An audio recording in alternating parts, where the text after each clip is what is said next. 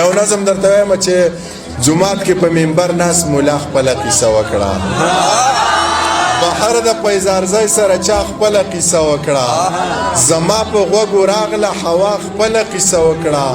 زه غلی پاتې نه شوم جمعه خپله قیصه وکړه نو لږ واوره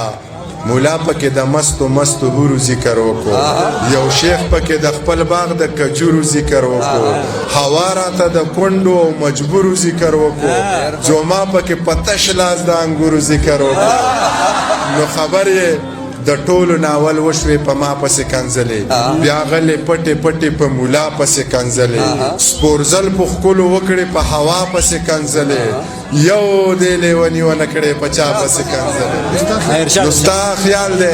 یو زه پکې د امن او د مینې په مسلک یم د عدم تشدد په فلسفه باندې ښه کلک یم خلاف د جنګ جګړې بم بارود او د ټوپک یم پښتون یم د دې خلکو د لوبو چنچڼک یم خو زه خیر دی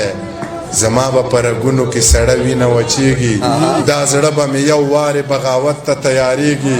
دا ژبه به اوس دغسې رښتیا رښتیا غږیږي که څوک پې خفه کیږي او که څوک پې خوشحالېږي زه نور په خپلو غوښو پردي سپي نشم ساتلی او دا ځینې بې ضمیره بیا بیخي نشم ساتلی په خپلو وسایلو ستا بچي نشم ساتلی بس نورې سپورې کرښې په تندي نشم ساتلی ژوند څه د ماتو بنګړو بار دی ویر مو په حال باندې په کار دی